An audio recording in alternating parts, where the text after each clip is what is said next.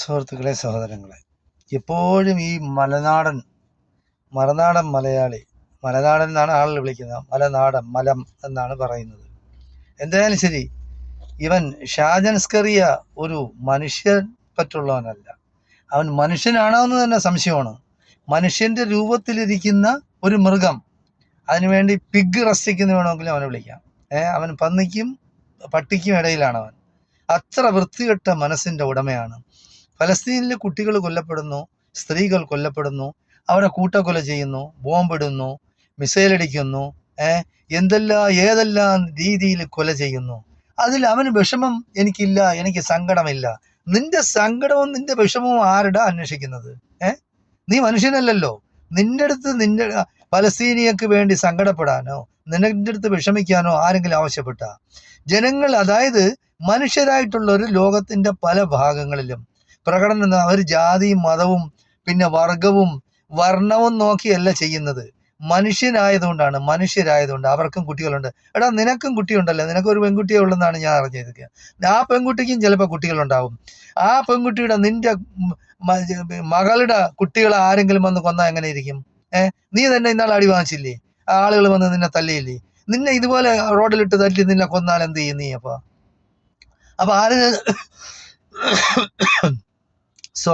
അപ്പൊ ആരെങ്കിലും സങ്കടപ്പെടണ്ടേ, കരയണ്ടേ? ഒന്നും അല്ലെങ്കിലും നിന്റെ ഭാര്യയും കുട്ടികളെങ്കിലും കരയില്ലേ?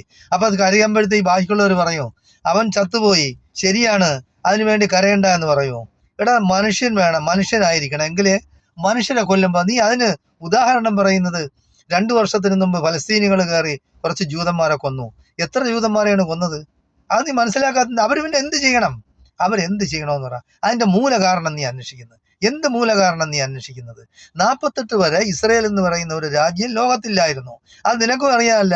നീ കുറച്ചൊക്കെ പഠിച്ചതല്ലേ, നിനക്കൊരു കുറച്ച് വിവരം ഉണ്ടല്ലോ. മനുഷ്യനായിട്ട് നീ പിറന്നതാണ്, ഇപ്പൊ നീ മൃഗമായി പോയെന്നേ ഉള്ളൂ. നിനക്ക് കുറച്ച് പൈസ അവിടെ നിന്ന് ഇവിടെ നിന്ന്. ഇപ്പൊ നീ ഇസ്രയേലിൽ പോയി അവരുമായിട്ടും എന്തെങ്കിലും ഡീൽ ഉണ്ടാക്കിയിട്ടുണ്ട്, ഇംഗ്ലണ്ടിൽ പോയി അവിടെയും ഡീൽ ഉണ്ടാക്കിയിട്ടുണ്ട്. നീ ചരിത്രം എടുത്ത് പരിശോധിക്ക്. ജൂതന്മാരെല്ലാം കൊന്നത് ആരാണ്? നീ അത് മനസ്സിലാക്കാതെ ക്രിസ്ത്യാനികളല്ലേ കൊന്നത്? എത്രയോ ലക്ഷക്കണക്കിന് മില്യൺ കണക്കിന് ജൂതന്മാരെ കൊന്നില്ലേ? ആരായിരുന്നു ഹിറ്റ്ലർ മുസ്ലിമാ? അതേ ഹിന്ദുവാ? ക്രിസ്ത്യാനിയല്ലേ? അവർ കൊന്നില്ലേ? അതിന് പകരം മുസ്ലിങ്ങളുടെ മണ്ടയില കയറാനുള്ള ജൂതന്മാരെ രക്ഷപ്പെടുത്തിയതാന്ന് മുസ്ലിങ്ങളല്ലേ? അവർ നാടും വീടും ഇല്ലാതെ അലഞ്ഞു നടന്നപ്പോൾ ഫലസ്തീനകത്ത് കയറ്റി അവർക്ക് സ്ഥലവും വീടും സൗകര്യങ്ങളും ആഹാരവും കൊടുത്തു. അതിനുള്ള നന്ദിയല്ലേ അവർ കാണിച്ചത്, അല്ലേ? അപ്പൊ അവർക്ക് രാജ്യം വേണമെന്ന് പറഞ്ഞ് അതുമായിട്ട് താതാത്മ്യം പ്രാപിക്കണമെങ്കിൽ സമയം പിടിക്കും. പെട്ടെന്ന് ഒരു രാജ്യം വേണമെന്ന് പറഞ്ഞാൽ വന്ന് കയറിയുണ്ടെങ്കിൽ ഒരു രാജ്യം കൊടുക്കാൻ, ഒരു രാജ്യത്തിനെ വെട്ടിമുറിച്ച് കൊടുക്കാൻ ഒക്കില്ലല്ലോ. അപ്പൊ അത് കുറച്ച് സമയം പിടിക്കും. അപ്പൊ അവർക്ക് അതുമായിട്ട് ഒന്ന് യോജിച്ച് വരണ്ടേ? അതിനുവേണ്ടി അപ്പൊ നീ മൂലകാരണം നീ അന്വേഷിച്ച് പോകുന്നതിന് മൂലകാരണം എന്തോ ആയിക്കണ്ട പോട്ട്. ഇപ്പൊ എത്രയോ പ്രാവശ്യം UN പ്രമേയം പാസ്സാക്കിയിട്ടുണ്ട്. എത്രയോ രാജ്യങ്ങൾ സപ്പോർട്ട് ചെയ്തു. അമേരിക്ക പോലും സപ്പോർട്ട് ചെയ്ത് പിന്നെ ഉടമ്പടികൾ എത്രയോ ഉണ്ടാക്കിയിട്ടുണ്ട്. ആ മഷി ഉണങ്ങുന്ന മുമ്പ് ഈ ജൂതന്മാര് അതിൽ നിന്നെല്ലാം പിന്മാറിയില്ലേ? അപ്പൊ ഇതുപോലെ നീ തന്നെ ഇപ്പൊ പറയുന്നത് എന്താണ്? ഒരു നിവൃത്തിയില്ലാത്തതുകൊണ്ട് ഹമാസ് അങ്ങനെയാക്കി ഇങ്ങനെയാക്കി അവർ സമ്മതിച്ചാൽ അത് കുഴപ്പം, അത് സമ്മതിച്ചില്ലെങ്കിൽ അത് കുഴപ്പം. അപ്പൊ നിന്റെ ഇഷ്ടം അനുസരിച്ചാണ് ഈ ലോകത്തുള്ള ആളുകൾ പ്രവർത്തിക്കേണ്ടത്. നിന്റെ ഇഷ്ടമനുസരിച്ചാണ് ആളുകൾ പെരുമാറേണ്ടത്. നീ തെമ്മാടിത്തരം പറയുന്നതിന് നീ സംഖ്യയാണ്, എല്ലാവർക്കും അറിയാം നീ സംഖ്യയാണെന്ന്. നീ സംഖ്യയാണ്. അതായത് രാജാവിനേക്കാൾ വലിയ ദേശഭക്തി എന്ന് പറയുന്നത് പോലെ നീ സംഖ്യകളെക്കാൾ വലിയ സംഖ്യയാണ്. കാരണം നിനക്കൊക്കെ ചില കാര്യങ്ങൾ നേടാനുണ്ട്. അതുകൊണ്ടാണ് നീ ഇനിയിപ്പോ ഒരു UPA ഭരണം വരട്ടെ, ആ സമയത്ത് നീ അച്ചടി ചേച്ചി മാറും. നീ സംഖ്യ അങ്ങനെയാണ് ഇങ്ങനെയാണെന്ന് വിളിച്ച് കൂവിക്കേണ്ടത് നടക്കും. നിന്നെ എല്ലാം എല്ലാവർക്കും അറിയാം. നീ മനുഷ്യനായിട്ട് ജീവിക്ക്. നീ കുറച്ച് ഉണ്ടാക്കിയിട്ടൊന്നും ഒരു കാര്യമില്ല. സാൻസ്കറിയ, നിന്റെ പേര് തന്നെ സക്കറിയ എന്നാണ്. നീ അതിനെ സ്കറിയാക്കി. എന്ത് കറിയാക്കി നീ അവസാനം പിന്നെ? അപ്പോ നീ മനസ്സിലാക്കി, 2 പ്രവാചകന്മാരെ ഈ യഹൂദന്മാർ കൊന്നിട്ടുണ്ട്. അപ്പൊ അവരുടെ ചരിത്രം എന്ന് പറയുന്നത് ഇങ്ങനെ വഞ്ചനയും ചതിയും കൊലയും കൊള്ളിവെപ്പുമാണ് ഈ യഹൂദന്മാരുടെ പരിപാടി എന്ന് പറയുന്നത്. ആ യഹൂദന നീ അല്ലാതെ ഇവിടെ കേരളത്തിൽ സപ്പോർട്ട് ചെയ്യുന്ന എത്ര പേരുണ്ട്? കുറെ സംഖ്യകളും ഉണ്ട്. അല്ല, ഏതെങ്കിലും നല്ല അച്ഛന്മാര് ഇവരെ സപ്പോർട്ട് ചെയ്തിട്ടുണ്ടോ? ഈ യഹൂദന്മാരെ യഹൂദന്മാരെന്ന് പറയുന്നത് അങ്ങനെയാണ്, വഴിപിഴച്ചവന്മാരാണ്. അവന്മാർക്ക് ശാപമുണ്ട്, ദൈവ കോപമുള്ളവരാണ്. കൂടുതൽ നാളൊന്നും അവന്മാർക്ക് വിജയിക്കാനൊക്കില്ല. ഇപ്പൊ ഈ ട്രംപ് എന്ന് പറയുന്ന അല്ലെങ്കിൽ അമേരിക്ക എന്ന് പറയുന്ന ഒരു രാജ്യം ഉള്ളത് കൊണ്ട് അവർ പിടിച്ചു നിൽക്കുന്നതാണ്. അല്ലെങ്കിൽ പിടിച്ചു നിൽക്കാനൊക്കും?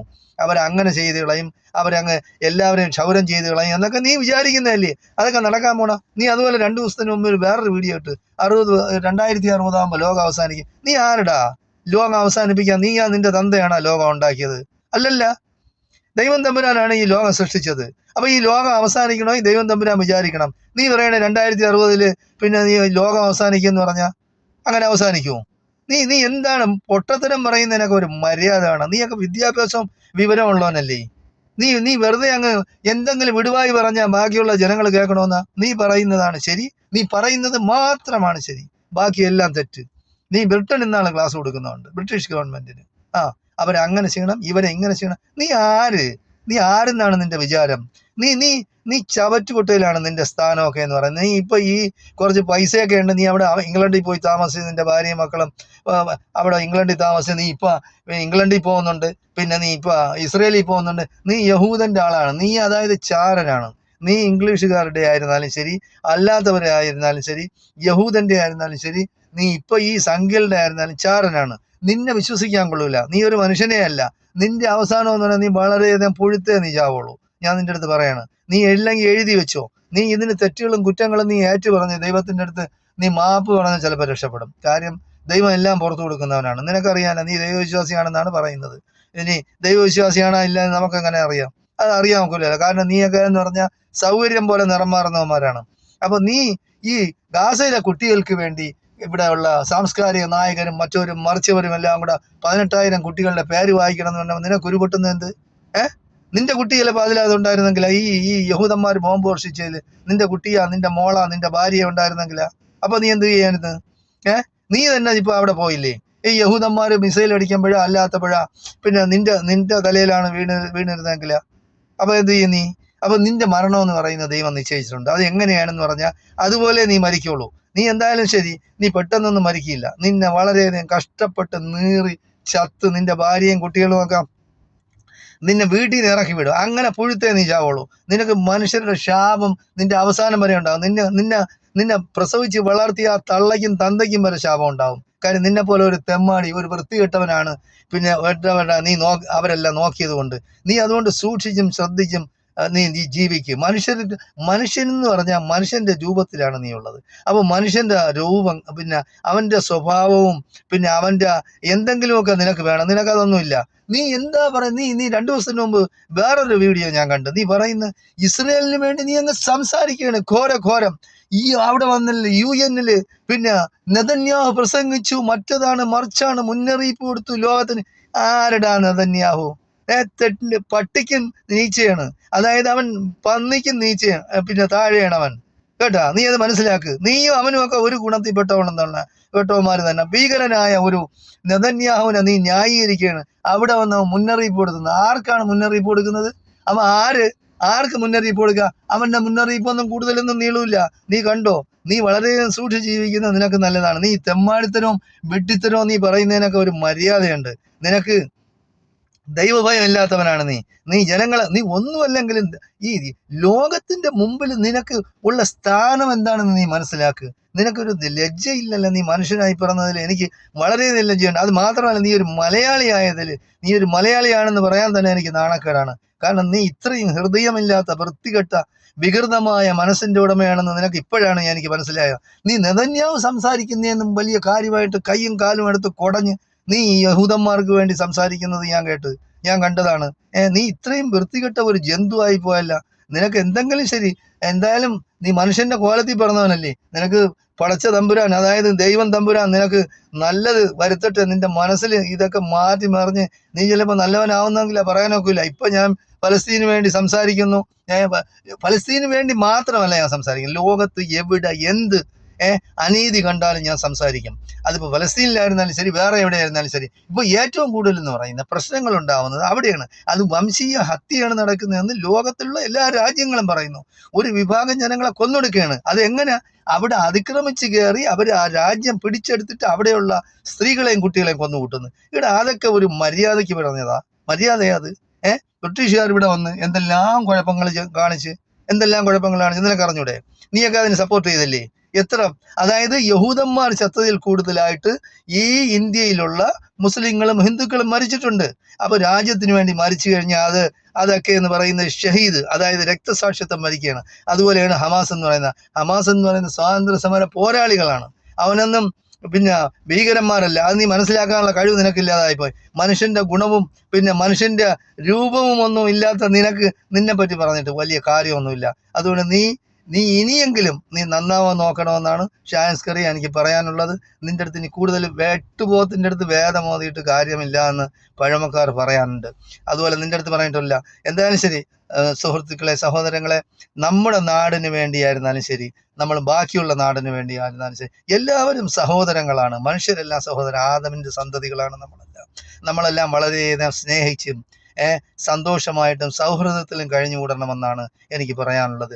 വിദ്വേഷവും വെറുപ്പും മനസ്സിൽ നിന്ന് ഇല്ലാതായി കഴിഞ്ഞാൽ തന്നെ നമുക്ക് പിന്നെ വളരെയധികം സന്തോഷവും സുഖവും ഈ ലോകത്ത് ജീവിക്കാൻ തന്നെ ഒരാഗ്രഹം ഉണ്ടാവും. ഇങ്ങനെയുള്ള ചെറ്റ ആളുകളെ കാണുമ്പോഴത്തേക്ക് നമുക്ക് ഈ ലോകത്തോട് തന്നെ വെറുപ്പ് തോന്നിപ്പോവും. അതുകൊണ്ട് നമ്മളാരും യാതൊരു കാരണവശാലും വൃത്തികെട്ട ഈ വികൃതമായ മനസ്സിൻ്റെ ഉടമകളാകരുത്.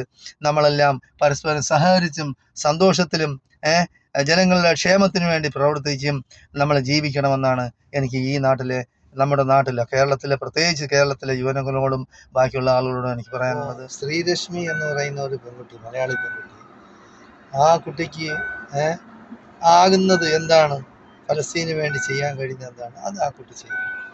അത് കുറച്ച് വെള്ളം 100-300 പേർക്കുള്ള അല്ലെങ്കിൽ 1000 പേർക്കുള്ള എന്തായാലും ശരി, കുറച്ച് കുട്ടികൾക്കുള്ള അല്ലെങ്കിൽ കുറച്ച് കുടുംബങ്ങൾക്കുള്ള വെള്ളം ഗസയിൽ എത്തിച്ചു കൊടുത്തു. അതിന് നന്ദി രേഖപ്പെടുത്തിക്കൊണ്ട് ഗസയിലുള്ള പെൺകുട്ടികളും അവരുമെല്ലാം ഒരു ബാനർ ഉയർത്തിയത് ഞാൻ സോഷ്യൽ മീഡിയയിൽ കാണാനിടയായി. അപ്പോൾ അതിനെ ഈ തെണ്ടി ഷാജൻസ്കറിയെ പരാമർശിക്കുകയാണ്. അവൻ പറയുന്നത് ശ്രീരശ്മി ഇല്ലായിരുന്നുവെങ്കിൽ ഫലസ്തീനിലെ കുട്ടികൾ ചത്തുപോയേനെ. അവൻ്റെ കുട്ടി പിന്നെ മരിക്കുമ്പോഴും ഇങ്ങനെ ചത്തുപോയേനെന്ന് നമുക്കും പറയാനല്ല. അവൻ മരിച്ചാലും പറയാം, ഓ ഷാജൻസ്കറി ചത്തുപോയി, അല്ലെങ്കിൽ അവൻ്റെ ഭാര്യ ചത്തുപോയി, അവൻ്റെ മകള് ചത്തുപോയി എന്ന് നമുക്ക് പറയാനല്ല. അപ്പൊ അത്ര വികൃതമായ വൃത്തികെട്ട മനസ്സിന്റെ ഉടമയാണ് ഈ ഷാജൻസ്കറി. ഇവനൊക്കെ ഏത് നേരത്ത് ആണ് ആ തള്ളയ്ക്കും തന്തയ്ക്കും ഇങ്ങനെ തോന്നി ഉണ്ടാക്കിയെടുത്തതെന്ന് എനിക്കറിയാം. ആ സമയത്ത് പോയി 10 തെങ്ങ് വെച്ചിരുന്നെങ്കിൽ എന്തെല്ലാം ഉപയോഗം ഉണ്ടാകുമായിരുന്നു. തേങ്ങ വെട്ടി കുടിക്കാം, തേങ്ങ വെട്ടി വീട്ടിൽ ഉപയോഗിക്കാം, കരുക്ക് വെട്ടി കുടിക്കാം, തളർച്ച മാറും. യവനെ പോലെ ഒരു ചെറ്റയെ ഉണ്ടാക്കി ഈ ഭൂമിയിലേക്ക് അയച്ചിട്ട് എന്താണ് നേട്ടം? ഈ ഭൂമിയിലുള്ളവരുടെ ശാപമല്ല ആ തള്ളയും തന്നെ ഏറ്റുവാങ്ങണ്ടേ? അവനും അവൻ്റെ ഭാര്യയും കുട്ടിയും ഏറ്റുവാങ്ങണ്ടേ? അതാണ് നിങ്ങൾക്ക് വിധിച്ചിരിക്കുന്നത്. ഓക്കെ.